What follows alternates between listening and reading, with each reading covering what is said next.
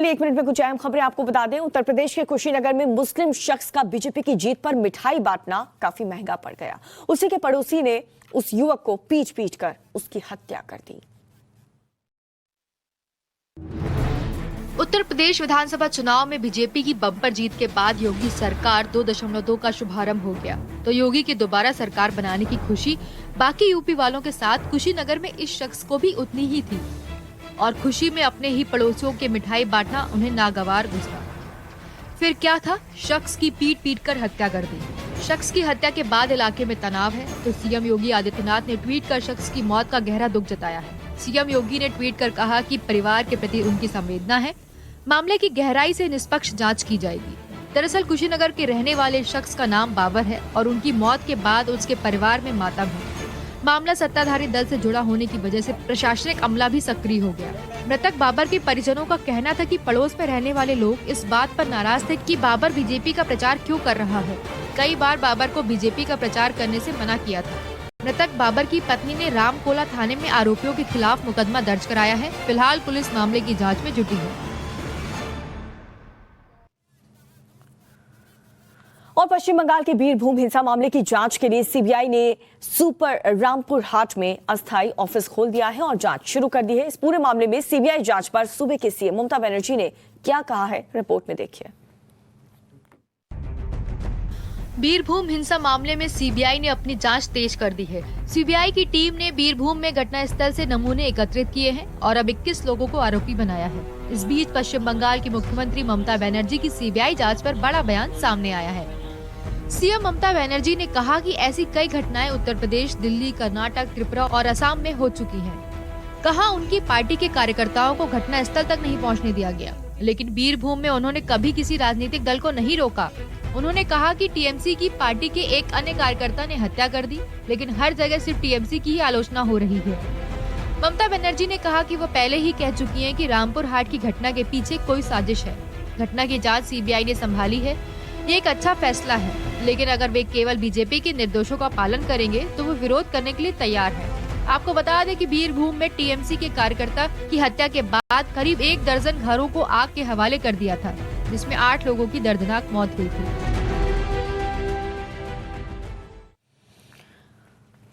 और आज पाकिस्तान में तख्ता पलट की सबसे बड़ी खबर आ सकती है और आज ही के दिन पाकिस्तान के प्रधानमंत्री इमरान खान की कुर्सी भी जा सकती है। पूरी खबर इस रिपोर्ट में। आज क्या होगा पाकिस्तान के वजीर आजम इमरान खान का? क्या आज इमरान खान की कुर्सी का जाना तय है? पाकिस्तानी संसद में आज इमरान खान के खिलाफ अविश्वास प्रस्ताव आ सकता है और इमरान खान को प्रधानमंत्री पद से इस्तीफा देना पड़ सकता है।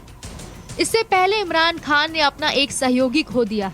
जमहूरी वतन पार्टी के प्रमुख शाहजैन बुती ने इमरान सरकार से अलग होने का ऐलान कर दिया है।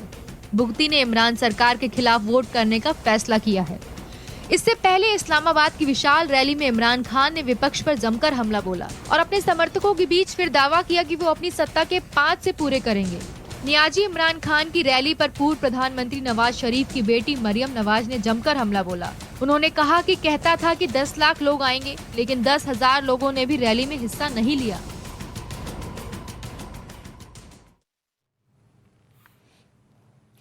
और 3 राज्य में दूसरी बार अपनी सरकार बनाने के बाद आज गोवा में भी बीजेपी की सरकार बन जाएगी। आज प्रमोद सावंत दूसरी बार गोवा के मुख्यमंत्री बनेंगे और आज ही के शपथ ग्रहण समारोह में कौन कौन शामिल होने वाला है, कौन खास मेहमान वहां पर पहुंचेगा, इस रिपोर्ट में देखिए। गोवा में आज दूसरी बार मुख्यमंत्री पद के लिए आज प्रमोद सावंत शपथ लेंगे। आज सुबह 11 बजे पणजी के डॉक्टर श्यामा प्रसाद मुखर्जी स्टेडियम में सावंत अपने पद और गोपनीयता की शपथ लेंगे। इस शपथ ग्रहण समारोह में प्रधानमंत्री नरेंद्र मोदी, बीजेपी के राष्ट्रीय अध्यक्ष जेपी नड्डा और केंद्रीय मंत्रियों समेत बीजेपी सहित कई राज्यों के मुख्यमंत्री शामिल होंगे। इस कार्यक्रम में पहली बार धर्मगुरु भी मौजूद होंगे।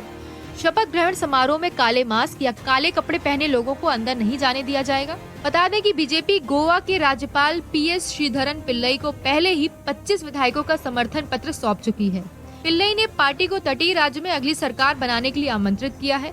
3 बार विधायक सावंत गोवा के मुख्यमंत्री के रूप में दूसरा कार्यकाल संभालेंगे।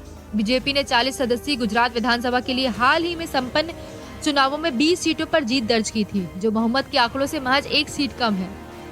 2017 में जब बीजेपी ने दिवंगत मनोहर पर्रिकर के नेतृत्व में गोवा में सरकार बनाई थी, तब प्रमोद सावंत को विधानसभा अध्यक्ष चुना गया था। मनोहर पर्रिकर के निधन के बाद सावंत ने मार्च 2019 में पहली बार गोवा के मुख्यमंत्री के रूप में शपथ ली थी। और उत्तर प्रदेश में योगी सरकार 2.0 का शुभारंभ हो चुका है, तो आज सीएम योगी आदित्यनाथ विधायक के रूप में पहली बार अपने पद और गोपनीयता की शपथ लेंगे। आज योगी का क्या और कैसे है कार्यक्रम, पूरी खबर आपको इस रिपोर्ट में दिखाते हैं। उत्तर प्रदेश का कार्यभार संभालते ही सीएम योगी और उनके मंत्री अपना कामकाज शुरू कर चुके हैं। आज मुख्यमंत्री योगी आदित्यनाथ विधायक के रूप में अपने पद और गोपनीयता की शपथ लेंगे। उससे पहले योगी विधानसभा में सुबह 10:30 बजे मीडिया को संबोधित करेंगे। उसके बाद यानी करीब 11 बजे अपने 28 विधायकों के साथ सीएम योगी विधायक के रूप में शपथ लेंगे। सभी नए विधायकों को नवनिर्वाचित प्रोटेम स्पीकर सभापति शास्त्री विधानसभा के सभा मंडल में विधायकों को शपथ दिलाएंगे। इसके बाद बारी आएगी लखनऊ में यूपी विधानसभा अध्यक्ष के चुनाव का। तो 29 मार्च यानी कल विधानसभा अध्यक्ष का चुनाव होगा।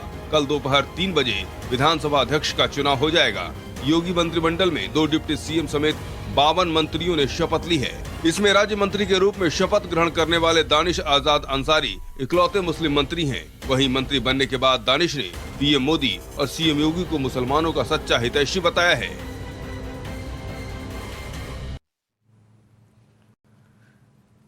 योगी सरकार 2.0 का आगाज हो चुका है, तो अखिलेश यादव भी अपनी भूमिका निभाने के लिए पूरी तरह से अब तैयार है। आज अखिलेश के अपने सहयोगी दलों के साथ बैठक होने वाली है। इस बैठक में कौन कौन शामिल होगा, क्या मुद्दे होंगे, देखिए रिपोर्ट। उत्तर प्रदेश के दूसरी बार मुख्यमंत्री बनने के बाद योगी आदित्यनाथ अपने कामकाज का आगाज कर चुके हैं, तो दूसरी तरफ अखिलेश यादव विपक्ष की भूमिका निभाने के लिए पूरी तैयारी करने में जुटे हैं। आज अखिलेश यादव अपने सहयोगी दलों के साथ बैठक कर रहे हैं। इस बैठक में सरकार को घेरने के मुद्दे पर चर्चा होगी। समाजवादी पार्टी के दफ्तर में सुबह 10:30 बजे अखिलेश की मीटिंग है। सहयोगी दलों के अध्यक्ष और विधायक इस बैठक में शामिल हो रहे हैं। मीटिंग में ओम प्रकाश राजभर, पल्लवी पटेल, जयंत चौधरी और शिवपाल यादव को भी बुलाया गया है।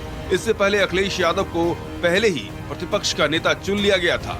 समाजवादी पार्टी की बैठक में आज चाचा शिवपाल आएंगे या नहीं, ये कहना मुश्किल है, क्योंकि एक बार फिर शिवपाल यादव भतीजे अखिलेश यादव से नाराज हो गए हैं। समाजवादी पार्टी विधायक की बैठक में शनिवार को न्योता न मिलने से खफा शिवपाल यादव ने रामायण और महाभारत के पात्रों का जिक्र कर अपनी भड़ास निकाली।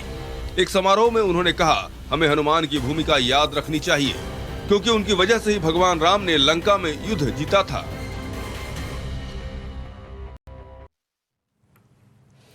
और इन दिनों बिहार के मुख्यमंत्री नीतीश कुमार से जनता काफी ज्यादा नाराज है और एक कार्यक्रम के दौरान सीएम नीतीश पर एक शख्स ने थप्पड़ जड़ दिया। पूरी खबर क्या है, इस रिपोर्ट में देखिए। मौका था पटना के बख्तियारपुर में मूर्ति पर माल्यार्पण का। बिहार के मुख्यमंत्री नीतीश कुमार कार्यक्रम में हिस्सा लेने के लिए मंच पर थे और हॉस्पिटल में प्रतिमा पर फूल अर्पित कर रहे थे। तभी अचानक एक शख्स सामने आ गया और तेजी से ऊपर चढ़कर सीएम नीतीश को थप्पड़ जड़ दिया। तुरंत ही पुलिस ने हमला करने वाले शख्स को गिरफ्तार कर लिया।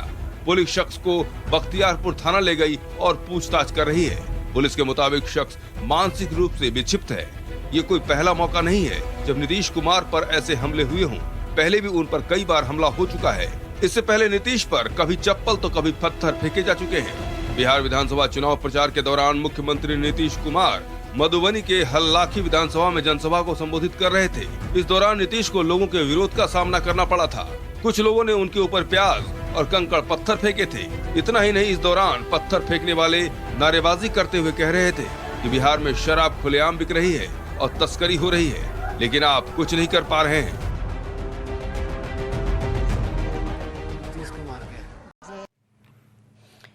बिहार एनडी में सियासी ड्रामा अपने चरम पर है। वीआईपी के मुकेश सहनी के सभी विधायक छोड़ चुके हैं और अब वीआईपी चीफ का पॉलिटिकल गेम ओवर होने वाला है। पूरी रिपोर्ट आपको दिखाते हैं। बिहार में एनडीए में शामिल वीआईपी चीफ मुकेश सहनी का political game over. Mukesh Sahni के सभी विधायक पहले ही उनका साथ छोड़ चुके हैं। बीजेपी का दामन थाम लिया है। अब बारी मुकेश सहनी की कुर्सी जाने की है। बिहार के मुख्यमंत्री नीतीश कुमार ने वीआईपी प्रमुख और मत्स्य मंत्री मुकेश सहनी को मंत्री पद से बर्खास्त करने की सिफारिश कर दी है। बीजेपी ने सीएम नीतीश कुमार को अनुशंसा पत्र भेजा था। इस पर संज्ञान लेते हुए सीएम नीतीश ने राज्यपाल फागू चौहान के पास भेज दिया है। राज्यपाल जल्द ही इस पर फैसला ले सकते हैं। सूत्रों के मुताबिक बीजेपी कोटे से मंत्री बने मुकेश सहनी को बर्खास्त करने के लिए बीजेपी ने सीएम नीतीश कुमार से कहा था। आपको बता दें कि बोचहा सीट के लिए उपचुनाव की घोषणा हुई तो बीजेपी ने यहां से बेबी कुमार के रूप में अपना प्रत्याशी उतार दिया। इसके विरोध में मुकेश सहनी ने बोचहा में गीता देवी को टिकट दे दिया। मुकेश सहनी और बीजेपी के बीच बढ़ती तनातनी से यह तय हो गया था कि अब मुकेश सहनी नीतीश मंत्रिमंडल में ज्यादा दिन के मेहमान नहीं हैं। और आज ट्रेड यूनियन संगठन ने देश भर में हड़ताल का ऐलान कर दिया है। केंद्र सरकार की नीतियों के खिलाफ संगठन विरोध प्रदर्शन करेगा। केंद्र सरकार की नीतियों के खिलाफ ट्रेड यूनियन संगठन गुस्से में है। गुस्से में लाल संगठन ने आज देश भर में हड़ताल का ऐलान किया है, जो कल भी जारी रहेगा। 2 दिन के हड़ताल को सफल बनाने के लिए ट्रेड यूनियन संगठनों ने पूरी तैयारी कर ली है। इस हड़ताल के समर्थन में बैंकों के कर्मचारी, रेलवे, दूरसंचार, तेल कंपनियां, कोयला, स्टील, डाक विभाग और बीमा कंपनियों के कर्मचारी हैं। इसके तहत अलग अलग स्थानों पर प्रदर्शन करेंगे। देश के अलग अलग हिस्सों में ट्रेड यूनियन संगठनों के राज्य स्तरीय नेता संबोधित करेंगे। ट्रेड यूनियन के नेताओं ने बताया कि वर्कर अपने अपने यूनिटों में काम बंद करके हड़ताल में हिस्सा लेते हुए दोनों ही दिन होने वाले रैलियों और प्रदर्शनों में हिस्सा लेंगे। संगठनों की मांग है कि संशोधित लेबर एक्ट 2002 को पूरी तरह से रद्द करके पुराना श्रम एक्ट बहाल किया जाए। संशोधित लेबर एक्ट में शामिल 4 कोड रद्द करने की मांग कर रहे हैं, जबकि पब्लिक सेक्टर का निजीकरण करने से भी ये संगठन नाराज हैं। ट्रेड संगठनों ने सरकारी विभागों में खाली पड़े कर्मचारियों की पोस्टों को रेगुलर आधार पर भरने की भी मांग कर रहे हैं।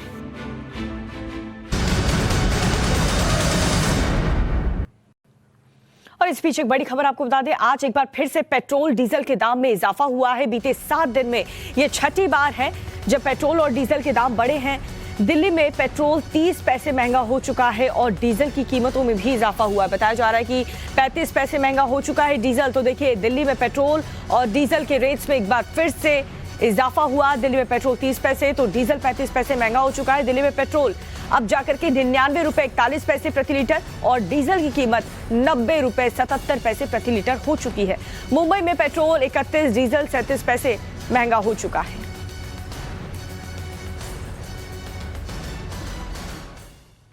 और चलिए बात कर लेते हैं फिल्म कश्मीर फाइल्स की, जिस पर सियासी शो नॉन स्टॉप लगातार जारी है आज भी।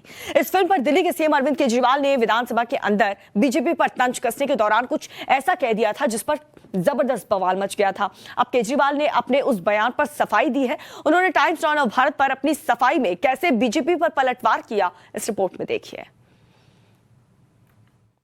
पिक्चर का प्रमोशन करना तो बंद करो, गंदे लगते हो तुम लोग। कश्मीर के मसले का एक ही हल, जिहाद। उस पर दिल्ली के सीएम अरविंद केजरीवाल का तंज इन दिनों सुर्खियों में है। उन्होंने ऐसा क्या कह दिया जिस पर हंगामा बरपा है, आपको फिर सुनाएंगे। लेकिन उससे पहले टाइम्स नाउ नवभारत के स्पेशल शो फ्रैंकली स्पीकिंग में हमारी editor in chief Navika Kumar के सवाल पर केजरीवाल की सफाई सुनिए। आपने जिस कदर असेंबली में एक स्टेटमेंट दिया कश्मीर फाइल्स के ऊपर, और वो कश्मीर फाइल्स टैक्स फ्री हो या ना हो, ये आपका अपना अधिकार क्षेत्र है। इस पर शायद किसी को कोई आपत्ति नहीं हो सकती अगर आप कोई भी व्यू लें इस पे। लेकिन ऐसा बीजेपी का कहना, ऐसे कई लोगों का कहना है कि जिस तरह से आपने कहा मुद्दे के बारे में वो इनसेंसिटिव था, और आपके पार्टी के जो ट्विटर हैंडल में जिस तरह इसको कहा गया कि ये झूठी कहानी है, उससे लोगों को ठेस पहुंची है, खास करके कश्मीरी पंडितों को, कश्मीरी हिंदुओं को। लोग कहते हैं कि क्या ये सच नहीं है कि उनका पलायन नहीं, ये इसको गलत तरीके से प्रेजेंट किया। कश्मीरी हिंदुओं के साथ बहुत बड़ा अन्याय हुआ, वो बहुत बड़ी त्रासदी थी। कई लोगों की जानें गईं, कई लोगों को अपने घर छोड़ के जाना पड़ा। उसके बाद से आज तक 30 साल हो गए, लगभग 30-32 साल हो गए। इन 30-32 सालों में 5 साल वाजपेयी जी की सरकार रही बीजेपी की, 8 साल अभी केंद्र में पिछले 8 साल से बीजेपी की सरकार है। एक सेंसिटिव सरकार की ये जिम्मेदारी होनी चाहिए थी कि उस अन्याय को, जो लोग उस अन्याय से पीड़ित हैं, उन लोगों को न्याय दिलवाया जाता। जितने लोग कश्मीर छोड़ने के लिए बाध्य हुए थे उस टाइम, उनके पुनर्वास की व्यवस्था की जाती, उनको वहाँ पे ज़मीनों का इंतजाम करके या उनके जो भी है उनके उसके ऊपर पॉलिसी बनाई जाती और उस पॉलिसी के तहत एक अच्छे तरीके से उनको वापस पुनर्वास किया जाता। वो नहीं किया गया। केजरीवाल ने दिल्ली विधानसभा के अंदर फिल्म कश्मीर फाइल्स को टैक्स फ्री करने की मांग पर जिस अंदाज में बोला, उनके विधायकों ने जिस तरह से ठहाके लगाए, उसे बीजेपी ने कश्मीरी पंडितों का अपमान करार दिया। इस पर भी केजरीवाल ने सफाई दी। उन्होंने कहा कि वो हंसी कश्मीरी पंडितों पर नहीं बल्कि बीजेपी पर थी, जो कश्मीरी पंडितों की घर वापसी के बजाय एक फिल्म के प्रमोशन में जुटी है। अरे यूट्यूब पे डाल दो, फ्री फ्री। अब जरा केजरीवाल का वो बयान भी सुनिए जिस पर हंगामा बरपा है। ये पोस्टर भी नहीं लगवाएंगे झूठी फिल्मों के, और जो भी करना हो कम से कम यार ये पिक्चर का प्रमोशन करना तो बंद करो। गंदे लगते हो तुम लोग, अच्छी शोभा नहीं देता आप लोगों को। यार आप अच्छे आदमी हो, कुछ करने आए थे राजनीति में, कहां पिक्चर के पोस्टर और प्रमोशन करने में लगा दिया। कह रहे हैं कश्मीर फाइल्स टैक्स फ्री करो। अरे यूट्यूब पे डाल दो, फ्री फ्री हो जाएगी। टैक्स फ्री क्यों करा रहे हो? इतना ही तुमको शौक है, विवेक अग्निहोत्री को बोलो यूट्यूब पे डाल देगा, सारी पिक्चर फ्री है, सारे जने देख लेंगे एक ही दिन के अंदर। टैक्स फ्री की क्या जरूरत है? केजरीवाल के इस बयान पर फिल्म स्टार अनुपम खेर ने भी एतराज जताया।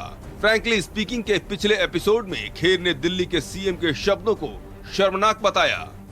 और कल असेंबली में केजरीवाल जी ने इस पर एक स्टेटमेंट भी दिया था, उस पर आपने ट्वीट किया है। व्हाट वुड यू से, आप क्या कहेंगे जब उन्होंने कहा कि अगर आपको टैक्स फ्री करानी है फिल्म तो यूट्यूब पर डाल दीजिए? इस पिक्चर की सक्सेस सिर्फ इस बात पे नहीं है कि ये बड़ी सक्सेसफुल फिल्म बनाने के लिए सोची थी। इसमें तो कोई गाना नहीं है, कोई लोकेशंस नहीं है, इसमें तो सच्चाई है, तकलीफ है, दुख है, दर्द है, सिसकियां हैं। तो आपको अगर अपने पॉलिटिकल ब्राउनी पॉइंट करने हैं और प्राइम मिनिस्टर को नीचा दिखाना है या पॉलिटिकल पार्टी को नीचा दिखाना, आप करिए। बट टू से दैट ये तो एक प्रोपेगेंडा फिल्म है या ये तो एक झूठ बियॉन्ड टैक्स फ्री, बिकॉज ये एक आंदोलन है। केजरीवाल के कटाक्ष कश्मीरी पंडितों को भी कटार के वार जैसे लगे। ऐसे में सोशल मीडिया में आम आदमी पार्टी के सुप्रीमो का बयान हॉट टॉपिक बन गया है। लोगों ने केजरीवाल के ही पुराने ट्वीट का हवाला देकर उन फिल्मों की लिस्ट जारी की है जिसे दिल्ली सरकार ने टैक्स फ्री किया था। बहरहाल अब चूंकि केजरीवाल ने सफाई दे दी है, ऐसे में फिल्म द कश्मीर फाइल्स पर जारी पॉलिटिकल पिक्चर के द एंड होने के आसार हैं। Bureau report, times now Navbharat. और चलिए बात कर लेते हैं राजस्थान की। राजस्थान के दौसा में एक नाबालिग लड़की से हुए गैंग रेप पर कांग्रेस और बीजेपी के बीच जमकर राजनीति हो रही है। सियासत की वजह कांग्रेस विधायक के बेटे पर रेप का आरोप है। बीजेपी ने इस पूरी वारदात को लेकर के गहलोत सरकार को कटघरे में खड़ा कर दिया और वहीं आज पीड़िता का बयान दर्ज किया जाएगा तो वहीं बाल अधिकार आयोग की टीम दौसा पहुंचेगी।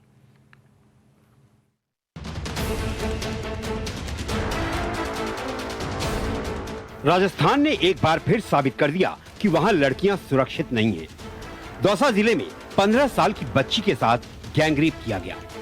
आरोप कांग्रेस विधायक के बेटे समेत 5 लोगों पर है। कांग्रेस विधायक जौहरी लाल मीणा के बेटे दीपक मीणा के खिलाफ नामजद रिपोर्ट दर्ज कराई गई है। एफआईआर में दीपक समेत 3 लोगों के नाम हैं, जबकि 2 अज्ञात हैं। पीड़ित लड़की का आरोप है कि 5 लोगों ने उसके साथ दरिंदगी की। विवेक और दीपक नाम का जो लड़का था वो नेत्रम और उसके साथ 2 लड़के थे जिन्हें मैं नहीं जानती हूँ। उन्होंने मेरे साथ गलत काम किया और उसकी वीडियोस वगैरह बना ली। तो उन्होंने मेरे को धमकी दी कि अगर तूने किसी को बताया, घर वालों को बताया, तो ये तेरी वीडियो हम वायरल कर देंगे और तेरे घर वालों को बता देंगे और कानून हमारा कुछ भी नहीं कर सकते क्योंकि हमारी पहुँच बहुत ऊपर तक है, क्योंकि वो एमएलए का लड़का है इसलिए। 15 साल की नाबालिग पीड़ित का आरोप है कि नशीली दवाई खिलाकर आरोपियों ने उसके साथ गैंगरेप किया, वीडियो बनाया और वीडियो के नाम पर डराने धमकाने और ब्लैकमेल करने का सिलसिला शुरू कर दिया।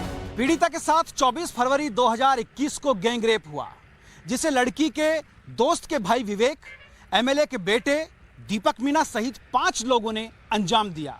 लड़के के मुताबिक ये वारदात समलेटी पैलेस होटल में हुई और उसके बाद वीडियो का डर दिखाकर विवेक ने उस लड़की के साथ कई बार रेप किया।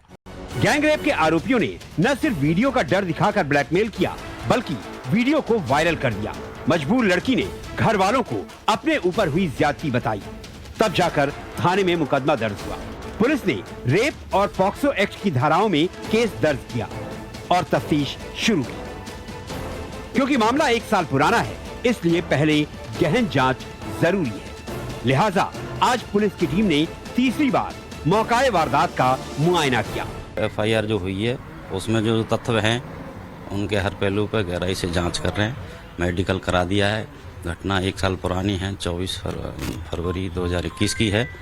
वो मेडिकल करा दिया, नक्शा मौका कर लिया, 161 के बयान ले लिए, उसके चाचा के, पीड़िता के, उसके फादर के। अब अनुसंधान आगे जारी है। अब इनसे मिलिए, ये हैं रेप के आरोपी दीपक मीणा के पिता कांग्रेस विधायक जौहरी लाल मीणा, जो अपने बेटे के बचाव में खड़े हैं। कह रहे हैं कि बेटे दीपक पर लगाए गए आरोप झूठे हैं। जो आरोप लगाया गया है वो बिल्कुल निराधार है, बिल्कुल झूठा है, असत्य है। मेरी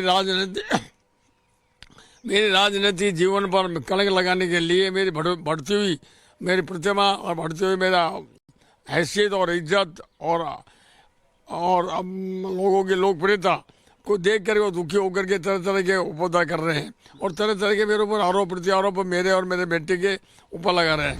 विधायक जौहरी लाल ने न केवल अपने बेटे दीपक को बेगुनाह बताया, बल्कि ये भी कहा कि चुनाव करीब हैं, इसलिए विरोधी उनके बेटे को साजिशन फंसाने की कोशिश कर रहे हैं। कांग्रेस विधायक जौहरी लाल मीणा ने चुनाव की बात क्या कही कि बीजेपी ने कांग्रेस पर घेरा ही डाल दिया और निशाने पर आ गई राष्ट्रीय महासचिव प्रियंका गांधी। जी हाँ, वही प्रियंका गांधी जिन्होंने उत्तर प्रदेश में नारा दिया था कि लड़की हूँ, लड़ सकती हूँ। बीजेपी नेता जितेंद्र गोठवाल ने प्रियंका गांधी को जयपुर बुलाने के लिए शताब्दी एक्सप्रेस में टिकट बुक करवा दिया और ट्विटर के माध्यम से प्रियंका गांधी तक ट्रेन टिकट पहुंचा दिया। उन्होंने लिखा, राजस्थान में कांग्रेस विधायक के बेटे ने एक नाबालिग का बलात्कार किया है। नाबालिग लड़की आपके विधायक के बाहुबल के आगे नहीं लड़ पा रही। प्रियंका गांधी जी, आपके लिए रेल की टिकट भेज रहा हूँ, तुरंत जयपुर आइए, क्योंकि राजस्थान में भी लड़कियां हैं, लड़ नहीं पा रही हैं। मामला कांग्रेस विधायक के बेटे से जुड़ा है तो राजनीति लाजमी हो जाती है। लिहाजा बीजेपी के आरोपों पर कांग्रेस ने पलटवार किया। I can understand this man sending a ticket. I wish this man had sent a ticket for Kathua to Mr. Narendra Modi and Mr. Amit Shah. Why didn't he do that? अब कांग्रेस आरोपी को बचाने की कोशिश कर रही है या नहीं, ये बहस का विषय है। लेकिन एक बात तो सच है कि विधायक पुत्र आरोपों के बावजूद आजाद है और कांग्रेस न सही, कांग्रेस विधायक पिता तो आरोपी बेटे को बचाने की भरपूर कोशिश कर ही रहे हैं। में कांग्रेस पार्टी के विधायक जौहरी लाल मीणा के बेटे के ऊपर एक 10वीं क्लास में पढ़ने वाली बच्ची के साथ गैंग रेप का आरोप है। आप इससे समझ लीजिए, इससे अंदाजा लगा लीजिए कि राजस्थान के हालात कैसे हैं। पूरे प्रदेश में इस तरह की घटनाएं आम हो चुकी है। राजस्थान ये सब देखने का आदी नहीं है, लेकिन आज राजस्थान की कांग्रेस पार्टी की सरकार के राज में सरकार से जुड़े हुए लोग इस तरह के कृत्यों में शामिल हैं। एक 15 साल की बच्ची का रेप हुआ और इस पर राजनीति हो रही है। बीजेपी कांग्रेस पर आरोप लगा रही है तो कांग्रेस बीजेपी का इतिहास खंगाल रही है। इस बीच राष्ट्रीय महिला आयोग ने राजस्थान के डीजीपी को चिट्ठी लिखकर निष्पक्ष जांच कर पीड़ित को इंसाफ दिलाने की अपील की है। आए दिन रेप की वारदातों से यकीनन राजस्थान शर्मसार है। ऐसे में सूबे को दागदार करने वालों पर कड़ी कार्रवाई की फौरी दरकार है। भंवर पुष्पेंद्र, टाइम्स नाउ नव भारत, दौसा, राजस्थान।